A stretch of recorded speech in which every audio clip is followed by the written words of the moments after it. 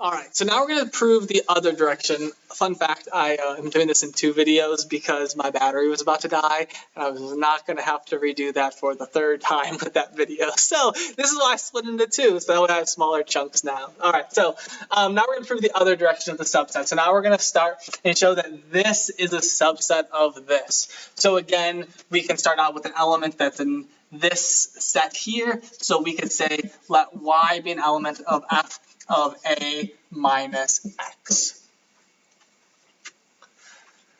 Then what we use is we use the definition of what does this mean. So then there exists some z, which is an a minus x, such that f of z is equal to y. So just use the definition of the image of the set, and now we can unpack this because, again, anytime we're dealing with elements of this, we're dealing with sets, we can use set definitions. So since z is an element of a minus x, this implies that z is an element of a and z is not an element of x. Okay, great. So now I have this statement here, just unpacking the definition of the difference. Then, because z is an A, well, again, we're thinking that A is the domain, so z is an element in the domain. So f of z, this is going to be something in the codomain. So I'm trying to figure out why is y in f of A but not in f of x. So because z is an A, that implies that y is going to be in f of a. So since y is equal to f of z, and z is an element of a, we have that y is an element of f of a. Okay, so this is great. Now we have this statement here. Now, when it comes to this proof that we're trying to do, we would like to try to figure out why is y not in f of x. Now, you might be thinking, you're like, well, because z is not an x, therefore y, or f of z, is not in f of x. Now, unfortunately, that is a very false statement. It is not true that if z is not an x, that f of z is not in f of x.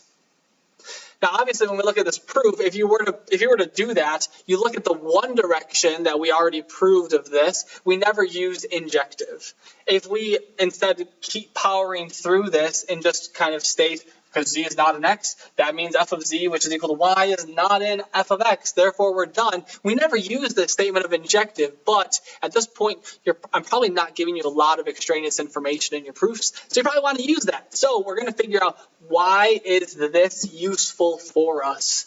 So what we're trying to do is we want to show that y is not in f of x. Okay, so we figure out how can we prove that? What does that mean? So basically, we want to show that if f is injective and that z is not an x, then y, which is f of z, is not in f of x. Now, just as a brief note, by the way, these x's, these are actually assumed to be capital X's. Notice that I'm not using a lowercase x because for you to be able to differentiate between a lowercase x and an uppercase x is going to get really dicey. So if you end up having x's in your proof, try to just pick one of them and stay with either the capital or the lowercase one. Okay, so we want to try to basically prove this statement here. So the question is, how can we go about trying to prove this statement? So what we could do is we could do basically a proof by contradiction. We're going to say what goes wrong if we try to make all of these assumptions. So let's suppose suppose to the contrary that indeed y, which equals f of z, is indeed an element of f of x. Now, I don't need to assume the other things are true because I've already shown that they follow logically from everything else. So I've already assumed here basically that f is injective, and then we have that indeed z is not an element of this set x. So really, suppose the contrary is assuming that the end result, the negation of it, is true. So suppose that this is true. Then what this would imply is that this implies there is some w that's in my set x such that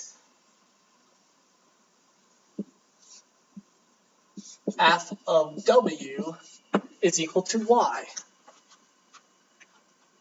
Now, the tricky part here is that when you look at this statement, you're like, wait a minute. Okay, why aren't I assuming that z is an x, right? Why can I not just have that?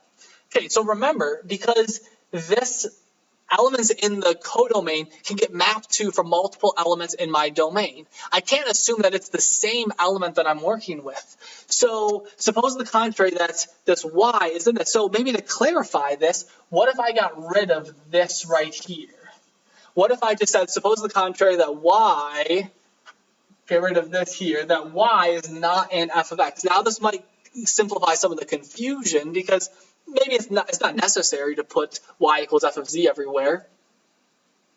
So in this case, we're just using the definition that if you're in the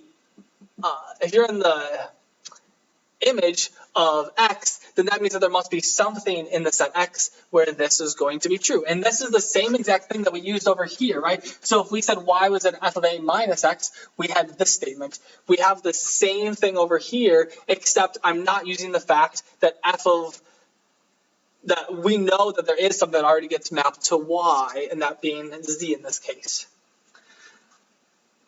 Okay, so now that we have that this statement is true, now we're going to want to use the fact that this is injective. So now we see that since f is injective and f of w is equal to f of z, this implies that w is equal to z. So remember, injective says that if the function values are equal for two different inputs, the inputs must actually have been the same. So f of w is equal to f of z. This implies that w is equal to z. But we now have some issues because we said that z was not an x, and at the same time, w is an element of x. Right, so we said that z is not an x. We had that as a lovely conclusion over here. But we also said that w is an x. So in this case, how can you have the same element that is simultaneously in the set, not in the set? That is impossible. We said that z is not an x. W is an x, which is a contradiction. If these two are the same, it cannot simultaneously be that. So that gives us a contradiction. And so what this means is, hence, we now have this desired result that indeed y is not an element of f of x. So that is exactly what we wanted to show, because we have now that y is an element of f of a, y is not an element of f of x, so now we can use just simply the difference. So since y is an element of f of a and y is not an element of f of x, this implies that y is an element of f of a minus f of x. So now we have shown that indeed they are subsets of each other. So therefore, f of a minus x is equal to f of a minus f of x. And that would conclude our proof.